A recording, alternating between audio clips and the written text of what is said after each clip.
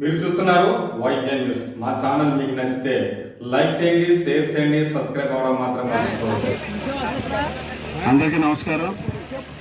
ముఖ్యంగా ఈరోజు రాష్ట్ర తెలుగుదేశం పార్టీ ఆదేశాల మేరకు మన నియోజకవర్గ ఇన్ఛార్జి శ్రీమతి వంగలపూడి అనిత గారి ఆదేశాల మేరకు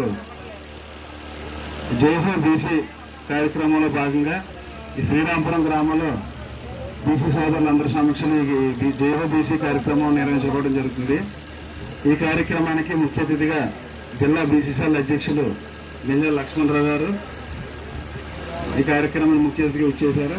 వారికి మన మండలం తరఫున హృదయపూర్వక ధన్యవాదాలు తెలియజేసుకుంటూ ఈ కార్యక్రమంలో అధ్యక్షత వహించిన ఈ క్లస్టర్ ఇన్ఛార్జ్ సోదరులు బొంది కాశీ విశ్వనాథ్ గారికి, అలాగే వేదిక పైన పెద్దలు మన పాలతూరు సర్పంచ్ గోసల కృష్ణ గారికి, అలాగే క్లస్టర్ ఇన్ఛార్జ్ సీనియర్ నాయకులు కంకిపాటి వెంకటేశ్వరరావు గారికి, సీనియర్ నాయకులు మన తాతారావు గారికి, అలాగే ఈ మండల బీసీఎల్ అధ్యక్షులు ఏగల సూర్యనారాయణ గారికి, మాజీ సర్పంచ్ సన్యాసమ్మ గారికి, అలాగే ఇప్పుడు మన స్థానిక సర్పంచ్ గార కృష్ణప్రసాద్ గారికి, మత్స్యకార నాయకులు అశోక్ గారికి, అలాగే వంక శివ గారికి, మన తెలుగు యువత నియోజకవర్గ అధ్యక్షులు చించలపు పొద్దు గారికి, అలాగే మన సీనియర్ నాయకురాలు శ్రీమతి ధనలక్ష్మి గారికి, శుభలక్ష్మి గారికి, అలాగే ఈ కార్యక్రమంలో అన్ని గ్రామాల నుంచి ఇచ్చేసిన మన తెలుగుదేశం పార్టీ కుటుంబ సభ్యులందరికీ హృదయపూర్వక నమస్కారాలు తెలియజేసుకుంటున్నాం. మీ అందరికీ కూడా తెలుసు, తెలుగుదేశం పార్టీ ఏర్పడిందే బీసీలందరినీ కూడా ఒక వెన్నెముకగా పెట్టుకుని కార్యక్రమాలు చేపట్టడం ద్వారా తెలుగుదేశం పార్టీ ఏర్పడిందని చెప్పవచ్చు. తెలుగుదేశం పార్టీ అధికారంలోకి వచ్చిన తర్వాత బీసీలకి అధిక ప్రాధాన్యత ఇచ్చి వారిని అందరినీ అభివృద్ధి పదంలో తీసుకురావడానికి అనేక అభివృద్ధి సంక్షేమ కార్యక్రమాలు గతంలో కూడా చేయడం జరిగింది. సుమారు మన పెద్దలందరూ కూడా చెప్పినట్టుగా 130 కులాల వరకు బీసీలు ఉపకులాలు అయ్యి ఉన్నాయి. ఇవన్నిటినీ కూడా ఒక గుర్తింపు తీసుకురావడమే కాదు, వారందరికీ నిధులు సమకూర్చి వారిని అభివృద్ధి తీసుకురావడానికి గౌరవ చంద్రబాబు నాయుడు గారి నాయకత్వంలో 2014లో మన ప్రభుత్వం ఏర్పడిన తర్వాత అభివృద్ధి సంక్షేమ కార్యక్రమాలు ఎన్నో చేయడం జరిగింది. ముఖ్యంగా మన బీసీలందరినీ కూడా అభివృద్ధి చేయాలని బీసీ కార్పొరేషన్ ద్వారా నిధులు ఇవ్వటం, అలాగే పెళ్లి కానుక అనే కార్యక్రమం చేపట్టడం, చంద్రన్న బీమా అనేక కార్యక్రమాలు ఎన్నో చేయడం జరిగింది. ఇవి కాకుండా బీసీలకి ప్రత్యేకంగా సప్లాన్ నిధులన్నీ కూడా వాళ్ళకి ఖర్చు పెట్టి ఆ కార్యక్రమాలు కూడా మనం ఎన్నో చేయడం జరిగింది అంతేగారి నాయకత్వంలో. ఈ వైసీపీ ప్రభుత్వం ఏర్పడిన తర్వాత ఈ బీసీలకు సంబంధించి 34% ఉన్న నిధుల్ని పదవుల్ని 10% తగ్గించి 24% అమలు పరిచారు ఈ వైసీపీ ప్రభుత్వం. దీనివల్ల సుమారుగా 16,800 పోస్టులు కూడా వాళ్ళు కోల్పోయే పరిస్థితిని మీరందరూ కూడా గమనించాలి. అలాగే బీసీ కార్పొరేషన్ నుంచి నిధులు ఇవ్వటం కానీ అటువంటి కార్యక్రమాలు కూడా ఏం జరగలేదు. ఇవన్నీ కూడా మనం ప్రజల్లో తీసుకెళ్లాలి.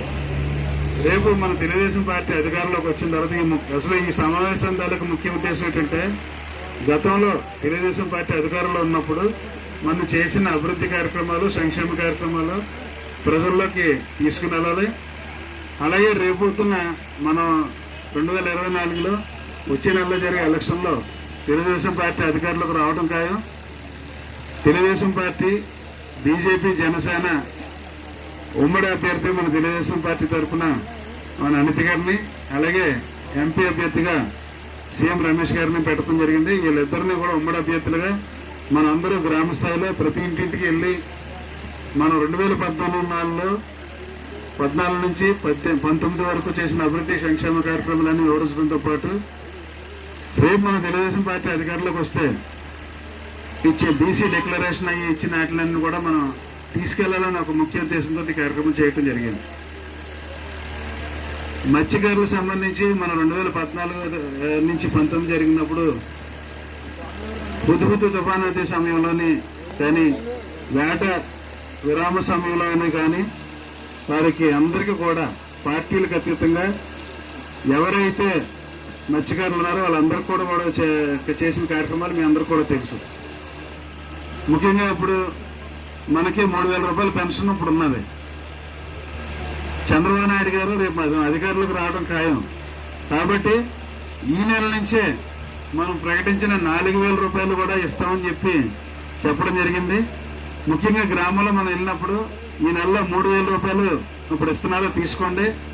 ఉన్న 1,000 రూపాయలు మన ప్రభుత్వం ఏర్పడిన తర్వాత ఈ నెల నుంచి 1,000 రూపాయలు చొప్పున, అంటే ఏప్రిల్, మే, జూన్లో మన ప్రభుత్వం ఏర్పడితే ఈ 3 నెలల తాలూకు 3,000 ప్లస్ ఆ రోజు 4,000 కలిపి 7,000 రూపాయలు ఆ రోజు ఇస్తామని చెప్పి ప్రకటించడం కూడా జరిగింది. అలాగే వాలంటీర్ వ్యవస్థనే తీసేస్తారని చెప్పేసి వీళ్ళందరూ కూడా తప్పుడుగా ప్రచారం చేస్తున్నారు. వాలంటీర్ వ్యవస్థను కొనసాగిస్తాం. తర్వాత వాళ్ళు సక్రమంగా పనిచేసిన వాళ్ళని కొనసాగిస్తూ వారికి 5,000 నుంచి 10,000 రూపాయలు జీతం ఇస్తారని చెప్పి మన చంద్రబాబు నాయుడు గారు కూడా ప్రకటించడం జరిగింది. ఎందుకంటే తప్పుడు అసత్య ప్రచారాలు చేయటం, తర్వాత ఏంటంటే మన 3 పార్టీల మధ్యలోని కావాలనేసి తప్పుడుగా ఒకరి మీద ఒకరికి చెప్పి ఇలాంటి పరిస్థితులు కూడా చేస్తున్నారు. అవన్నీ కూడా గమనించుకోవాలి మనం. అలాగే నిధులకు సంబంధించి వైసీపీ ప్రభుత్వం బీసీలకు సంబంధించిన ఏవైతే సప్లై నిధులు ఉన్నాయో అవన్నీ కూడా వేరే కార్యక్రమాలకు మళ్లించేసి బీసీలకి దక్కాల్సిన నిధుల్ని దక్కకుండా చేసిన సందర్భం కూడా మనందరూ కూడా తెలుసుకుని ఎన్ని సమస్యలు బీసీల మీద ఇబ్బందులు పెట్టారు. కాబట్టి ఇవన్నీ కూడా మన గ్రామ స్థాయిలో ప్రతి ఇంటికి మనం ప్రచారం చేయాలి. రేపు జరిగే ఎలక్షన్లో సైకిల్ గుర్తు మీద ఎమ్మెల్యే గారికి అనిత గారికి ఓటేయాలి. అలాగే కమలం గుర్తు మీద సీఎం రమేష్ గారికి ఎంపీ గుర్తుకి ఓటేసే విధంగా మనందరం కూడా కలిసికట్టుగా పనిచేసి గెలిపించాలని చెప్పి మనందరం కూడా కోరుకుంటూ నాకు ఈ అవకాశం కల్పించిన పెద్దలందరికీ హృదయపూర్వక ధన్యవాదాలు తెలుసుకుంటాను.